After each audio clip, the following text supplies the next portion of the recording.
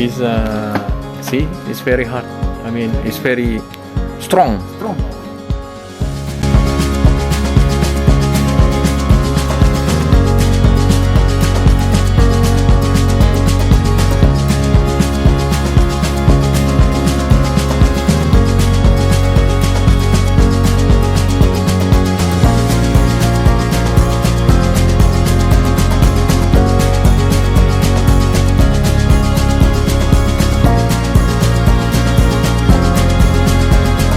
Guys, papauwi na kami ng barko at nakakabili na kami ng mga gamit doon sa loob ng store na pintahan namin kasi sobrang mura lang doon.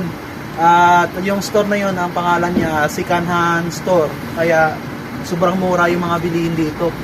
Sa ganito may $30. Okay. $30. $30 po. Oh, Yeah, 30 all $30. Ganito na mabibili mo guys. Ito ay $5 na to. Pound, not dollars. Kumalin ng $5. Then, sapatos. Sapatos. Meron sapatos. What's your sepatu? Here, this one first. Ito, leather is $5. $3. This one. $3. This one, $5. Ang plain dong. It's very cheap. Okay. I finish.